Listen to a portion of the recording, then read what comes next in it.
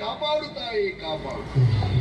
14 ಲೋಕದಲ್ಲಿ ಶ್ರೇಷ್ಠವಾದಂತಹ ಲೋಕವೇ ನನ್ನಿ ಸತ್ಯಾಲೋಕ. ಇದು ಬ್ರಹ್ಮನ ಲೋಕವೆಂದೇ ಲೋಕ ಪ್ರಸಿದ್ಧಿ ಆಗಿದೆ. ಆದಿಯಿಂದಲೇ ಆದಿಮಾಯಿಂದಲೇ ಅನುಗ್ರಹಿಸಲ್ಪಟ್ಟಂತಹ ಸೃಷ್ಟಿ ಸ್ಥಿತಿ ಲಯಗಳಿಗೆ ಬ್ರಹ್ಮ ವಿಷ್ಣು ಮಹೇಶ್ವರಾದಂತಹ ನಾವೇ ತ್ರಿಮೂರ್ತಿಗಳು.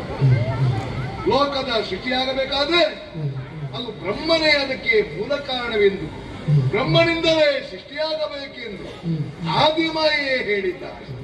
ಅವಳ ಮಾತನ್ನು ಮೀರದೆ ಮರೆಯದೆ ದಿನವೊಂದಕ್ಕೆ 84 ಲಕ್ಷ ಜೀವರಾಶಿಗಳ ಬೇರೆ ಬೇರೆ ವಿಭಾಗದ ಪ್ರಭೇದ ಹೊಂದಿದಂತ ಜೀವರಾಶಿಗಳನ್ನು ಸೃಷ್ಟಿ ಮಾಡುವುದು ನನ್ನ ಕರ್ತವ್ಯವಾಗಿದೆ. ಬ್ರಹ್ಮಲೋಕವೆಂದರೆ ವಿಶೇಷವಾದಂತಹ ಲೋಕ. ಲೋಕದಲ್ಲಿ ಯಾರಾದರೂ ಪರಮಾನಂದವನ್ನು ಹೊಂದಿದಾದರೆ ಅದನ್ನು ಬ್ರಹ್ಮಾನಂದವೇ ಅಂತ ಹೇಳುವುದು.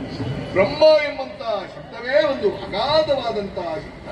ಬ್ರಹ್ಮಜ್ಞಾನಿ ಅದರ ಅರ್ಥವೇನು? ವಿಶೇಷವಾದಂತಹ ಜ್ಞಾನವನ್ನು ಸಂಪಾದನೆ ಮಾಡುವುದು ಅಂದ್ರೆ ದೊಡ್ಡದು, ಹಿರಿತನ ಉಂಟದಲ್ಲಿ ಎಂದು ಎಲ್ಲರೂ ಒಪ್ಪಿದ್ದಾರೆ.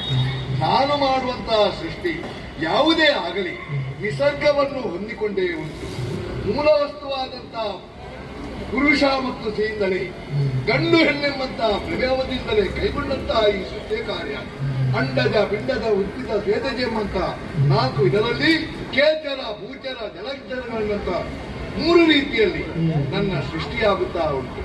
ಆದ್ರೆ ಕೆಲವರೆಲ್ಲ ಹೇಳ್ತಾರೆ ಏನು ಬ್ರಹ್ಮ ಸೃಷ್ಟಿ ವಿಶೇಷವಾದಂತಹ ವೈಶಿಷ್ಟ್ಯಪೂರ್ಣವಾದಂತಹ ಸೃಷ್ಟಿ.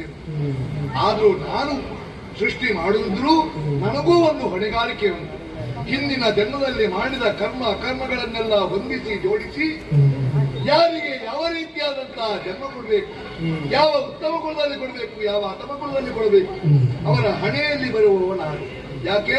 ಅವರು ಪೂರ್ವ ಜನ್ಮದ ಸುಖದ ಫಲವಾಗಿ ಅವರವರು ಬೇರೆ ಬೇರೆ ಬೇರೆ ಬೇರೆ ಜನ್ಮವನ್ನು ಎತ್ತುವುದಕ್ಕೆ ಸೃಷ್ಟಿಯ ಮೂಲ ಕಾರಣವಾಗ್ತದೆ. ಆದ್ರೆ ಕೆಲವರೆಲ್ಲ ಹೇಳುವುದು ಭೇದ ಬಿಚ್ಚಗ ಅಂತ. ನಾನು